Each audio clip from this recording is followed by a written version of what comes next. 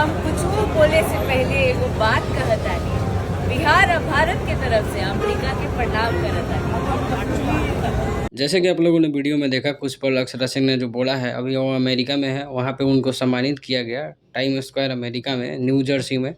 वहाँ उनको सम्मानित किया गया है। बिहार झारखंड का जो इनिशिएटिव है कॉन्क्लेव, नॉर्थ अमेरिका के द्वारा जुड़ा हुआ, और उसका 50वां सालगिरह एक तरह से बोलेंगे, गोल्डन जुबली। उसमें बिहार के कुछ महानुभाव लोगों को बुलाया गया और उसमें पवन सिंह का भी गाना बजा। ये न्यू जर्सी अमेरिका में पवन सिंह के गाने के साथ साथ छठ पूजा को दिखाया गया, और साथ में आनंद कुमार, अक्षरा सिंह, श्वेता सिंह जो बिहार की हैं और बहुत बड़ी न्यूज एंकर हैं, उनको भी अवार्ड मिला। एक अंजलि सिंह है जो बिहार पटना की आरजे हैं, रेडियो जॉकी, उनको भी सम्मानित किया गया। तो ये Bihar Jharkhand north America conclave का गठन आज से 50 साल पहले ही हो चुका है और वहीं पे ये अवार्ड दिया गया है।